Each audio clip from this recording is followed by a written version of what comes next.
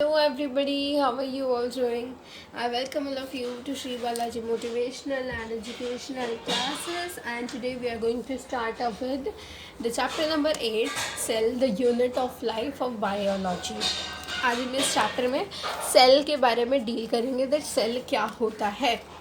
ठीक है, सेल को हम द यूनिट ऑफ लाइफ क्यों बोलते हैं, why this is known at the basic fundamental and structural unit of life. Okay, so एक और इम्पॉर्टेंट पॉइंट क्या है सेल से कि कोई भी चीज़ एनीथिंग जो कि सेल से भी जिसका स्ट्रक्चर छोटा हो, यानी कि जो कंपोनेंट सेल में होते हैं mitochondria, chloroplast, if you talk about the plant cell तो वहाँ पर क्लोरोप्लास्ट भी होता है और एनिमल सेल में नहीं होता. मतलब बहुत सारी चीज़ें एनिमल सेल में होती हैं, प्लांट सेल में नहीं होती. इस तरीके से अगर हम बात करें तो एक सेल से भी अगर कोई स्ट्रक्चर कोई ऐसा है जो कि इवन उसमें सेल के कंपोनेंट्स भी पूरे नहीं हैं, सेल से भी छोटा कोई ऐसा स्ट्रक्चर है, so that will not be a living organism. उसको हम लिविंग की कैटेगरी में क्लासीफाई नहीं कर सकते. एज यू नो कि हम यूनिसेल्यूलर एंड मल्टी सेल्यूलर में क्लासीफाई कर देते हैं ऑर्गेनिजम्स को. ठीक है, यूनिसेल्यूलर जब वन सेल होता है किसी ऑर्गेनिज्म में, एंड मल्टी सेल्यूलर व्हेन जब वन से ज़्यादा होते हैं, मोर देन वन. ठीक है, सो इस कंडीशन में या तो हमें एक सेल चाहिए या एक से ज़्यादा चाहिए. दैट इज़ कि हमें सेल तो चाहिए ही. बिना सेल की रिक्वायरमेंट अगर हमारे पास सेल नहीं है ना तो फिर वो लिविंग में कैटेगरीज नहीं कर सकते. ये एनसीईआरटी की लाइन है. ठीक है, इम्पॉर्टेंट है the presence of the basic unit of life the cell. Now अब सेल के बारे में थोड़ा हम डिस्कवरीज पे जाते हैं कि सेल की डिस्कवरीज कैसे हुई थी. डिस्कवरी सबसे पहले आए साइंटिस्ट रॉबर्ट हुक. ठीक है, अब हम सेल के बारे में थोड़े डिटेल में पढ़ रहे हैं. सबसे पहले आए scientist Robert Hooke in the year 1665, जिन्होंने हमें सेल के बारे में सबसे पहले सेल के बारे में बताने वाले साइंटिस्ट रॉबर्ट हुक हैं. बट इन्होंने हमें किसके बारे में बताया था? डेड सेल के बारे में बताया था. ठीक है, रॉबर्ट हुक ने हमें डेड सेल के बारे में बताया था जिन्होंने स्टडी करी थी कॉर्क सेल की. एंड उनका जो स्ट्रक्चर जो इन्होंने अपने माइक्रोस्कोप के अंडर देखा था, बिकॉज उस टाइम तक वेल डिफाइंड इतने बढ़िया उनकी इतनी मैग्नीफाइंग पावर माइक्रोस्कोप्स की भी नहीं थी. तो इन्होंने जो स्ट्रक्चर देखा that is like a bee hive. ठीक है, कॉर्क सेल का उन्होंने स्ट्रक्चर देखा, कॉर्क को ऑब्जर्व किया था under microscope and that's like bee hive. तो उसके जो छोटे छोटे कंपार्टमेंट्स थे, ठीक है, द स्मॉल कंपार्टमेंट्स, उन्होंने जो बी हाइव होता है ना उसकी तरह ही उन्होंने स्ट्रक्चर देखा. तो उन्होंने उन छोटे छोटे कंपार्टमेंट्स को नाम दे दिया लिटिल रूम का. Little room mean cellulae. उनकी भाषा में लिटिल रूम का मतलब होता है सेल्यूले. दैट इज़ फिर जब इस वर्ड को साइंस में इंट्रोड्यूस किया गया तो इसको सेल्यूले से सेल वर्ड दे दिया गया. तो यहाँ से हमारा वर्ड नेम आया सेल की. सेल क्या होता है? ओके, नाउ हमें ये पता लग गया कि सेल कैसे आया. सबसे पहले हमने डिस्कवरी देख ली रॉबर्ट हुक की. ठीक है, now we are going to start with the second another scientist that is Anton von Leeuwenhoek. First described living cell. उन्होंने सबसे पहले देखा और एक लिविंग सेल को डिस्क्राइब भी किया. ठीक है, सो अगर आपसे क्वेश्चन पूछा जाता है कि सबसे पहले वो साइंटिस्ट जिन्होंने लाइव सेल के बारे में ऑब्जर्व किया, लाइव सेल को उसके बारे में डिस्क्राइब किया, so he will be the Anton von Leeuwenhoek. And अगर पूछते हैं डेड सेल किसने बताया तो he will be the Robert Hooke. Now the next important name of the scientist is of Robert Brown. Robert Brown ने किस चीज़ की डिस्कवरी की थी? न्यूक्लियस की. Okay, he discovered the nucleus of cell. ठीक है, यहाँ पर हम एनसीईआरटी में गिवन साइंटिस्ट और इम्पॉर्टेंट साइंटिस्ट के बारे में ही स्टडी करेंगे. लाइक बहुत सारे अदर साइंटिस्ट भी हैं, लाइक पुरकिंजे, लाइक दैट बहुत सारे साइंटिस्ट हैं, बट जो इम्पॉर्टेंट है हम यहाँ पर उन्हीं के बारे में डिस्कशन करने वाले हैं. Okay, now the next thing is कि इन्होंने कैसे किया था, रॉबर्ट ब्राउन ने इन्वेंशन कर दी थी न्यूक्लियस की, स्टडी कर ली थी उन्होंने. Now we are going to start with the cell theory. Cell theory के बारे में अब हम पढ़ेंगे. सेल थ्योरी, ठीक है. सेल थ्योरी में हम क्या पढ़ेंगे, सबसे पहले ना दो साइंटिस्ट के बारे में पढ़ेंगे सेल थ्योरी में. यानी कि सेल के बारे में उन्होंने डिटेल में बताया, सेल क्या होता है, उसके फंक्शंस वगैरह उन्होंने डिस्क्राइब करे अपनी थ्योरी में, ठीक है. सो दो साइंटिस्ट के नाम यहाँ पर आप बहुत ज़्यादा देखोगे जो कि सेम ही ईयर में, लगभग एक ही ईयर में दोनों ने स्टडी करी थी सेम टाइम पर. फर्स्ट नेम इज़, ईयर लिख लेंगे 1838. Name of the scientist is Matthias Schleiden. Okay, तो फिर यहाँ पे हम क्या करेंगे, 1838 में मटिहास क्लेडन का नाम है जो कि एक बॉटनिस्ट है. एंड कैसे बॉटनिस्ट है, he is a German botanist. ये आपको कंट्री का नेम भी याद रखना है. एंड थियोडर स्वाइन कैसे जूलॉजिस्ट है, he is a British zoologist. इनका ईयर 1838 है ऑफ स्टडी, इन्होंने जो स्टडी करी, इनका 1838 है एंड इनका 1839 है. अब हम देख लेते हैं इन्होंने क्या स्टडी करी थी.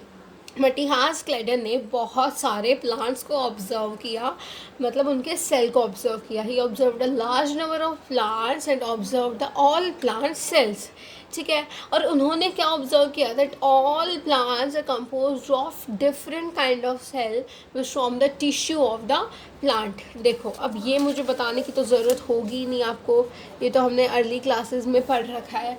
दैट बहुत सारे सेल, सबसे पहले सेल होता है, then group of cell tissue बनाते हैं, ग्रुप ऑफ टिश्यूज़ ऑर्गन बनाते हैं, and group of organs organ system बनाते हैं.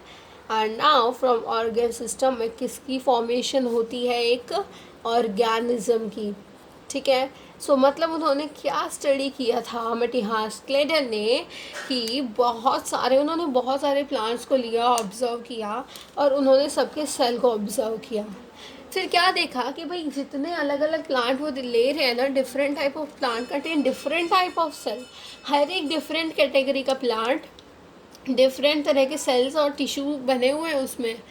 दैट इज़ कि कुछ ना कुछ वेरिएशन है. यस, उसमें मतलब कुछ सिमिलैरिटी भी है, दैट इज़ उनका न्यूक्लियस वगैरह वही है, बट उनका जीनोमिक डीएनए लाइक दैट बहुत सारी डिसिमिलैरिटीज़ भी हैं एंड सिमिलैरिटीज़ भी हैं.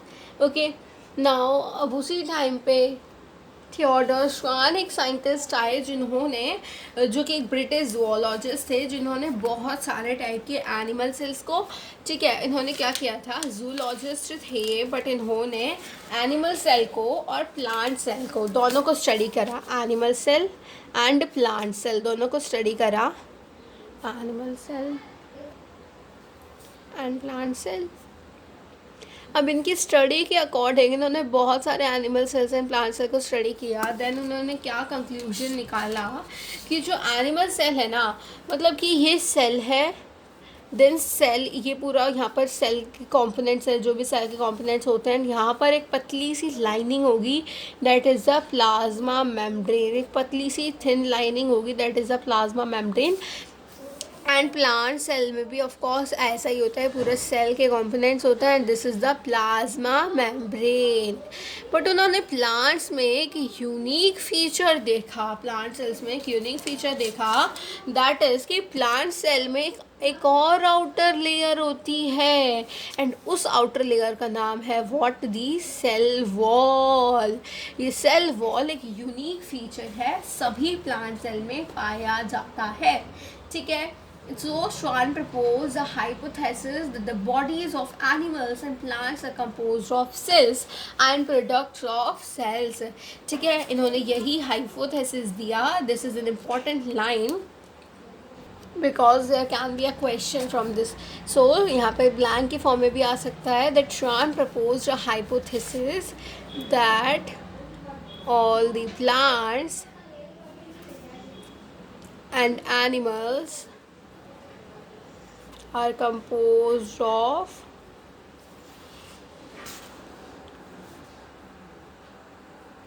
ठीक है, यहाँ पे हमने श्वान की हाइपोथेसिस के बारे में भी स्टडी कर ली। मतलब ये इन्होंने एक तरह से सेल थ्योरी दे दी। एक तो ये पॉइंट हो गया कि Schwann proposed a hypothesis that all the plants and animals are composed of cells and product of cells. ठीक है, और इन्होंने क्या बताया था दैट हर एक सेल में, एनिमल सेल में, प्लांट सेल में एक पतली सी लाइनिंग होती है सेल के बाहर, दैट इज अ लाइनिंग जो कि उसको प्रोटेक्ट करती है, that's like a protective lining. ठीक है, एक आउटर लेयर होती है, thin outer layer, that is known as the plasma membrane. And plant cell में एक और नई थिंग थी, that is a cell wall, जो कि एक नॉन लिविंग बैरियर की तरह एक्ट करती है।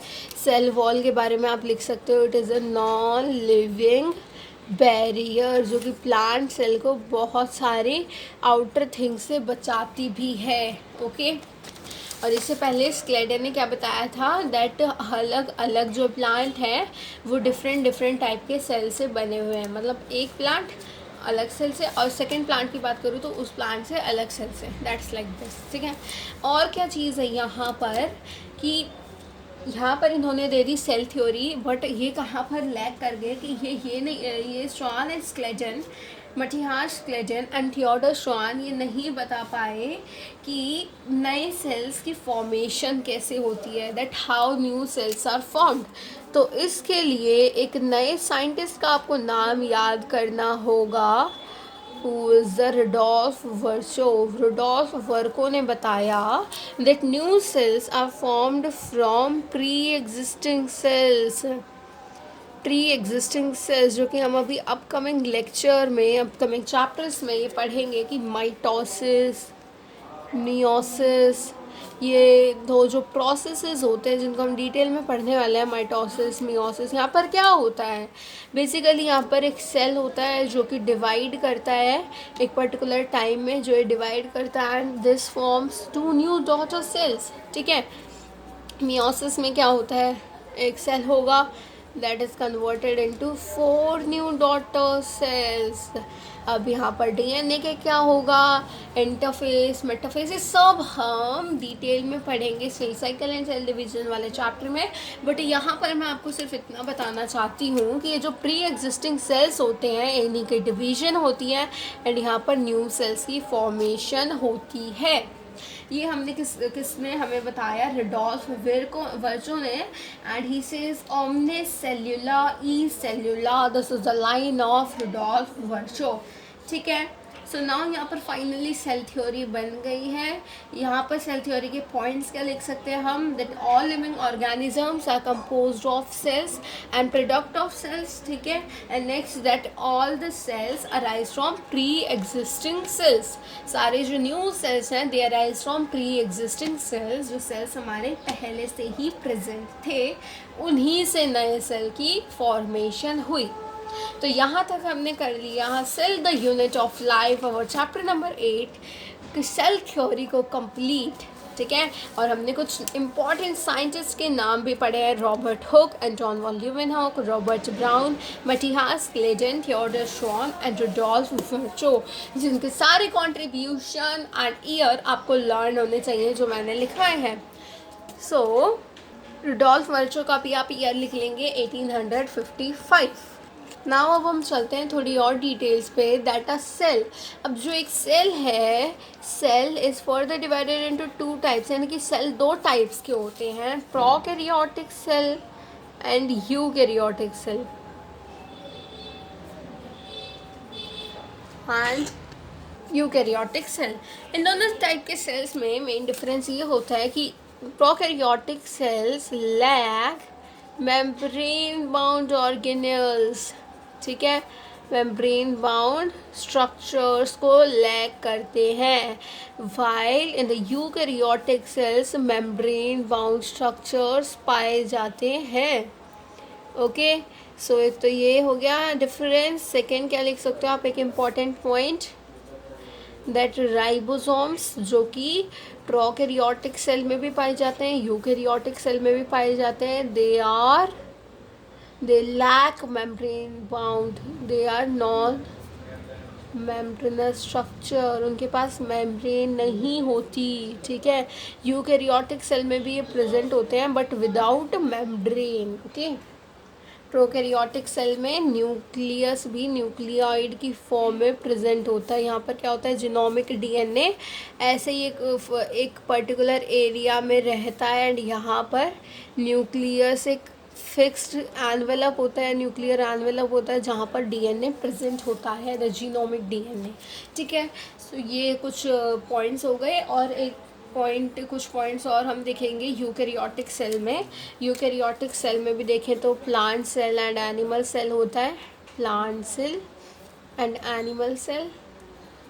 प्लांट सेल में क्या होता है, प्लांट सेल्स में बहुत सारी चीज़ें, मतलब ये दोनों यूकैरियोट हैं, बेसिकली सेम थिंग्स पाई जाती हैं, बट प्लांट सेल में चीज़ें जो है cell wall, plasmids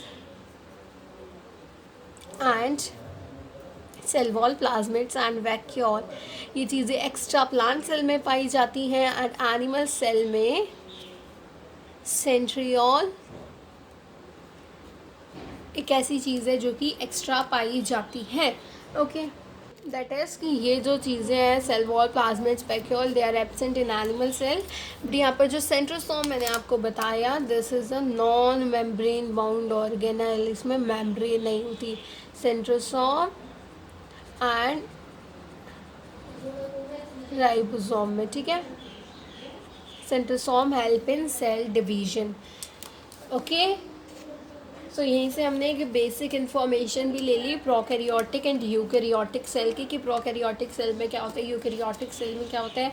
next lecture में हम प्रोकैरियोटिक सेल को इन डिटेल पढ़ेंगे, जहाँ पर हम बहुत सारे स्ट्रक्चर्स पढ़ेंगे, pili, fimbriae and the flagella, different type of cell wall. Protection के लिए सेल वॉल होती है, plasma membrane and the different structure that is a glycocalyx, and जो उनके अंदर जीनोमिक डीएनए किस तरीके से प्रेजेंट होता है, राइबोसोम्स एंड दूसरे ऑर्गेनल्स होते हैं या नहीं, इन सभी चीज़ों को हम पढ़ेंगे नेक्स्ट लेक्चर में। Till then, bye bye, take care.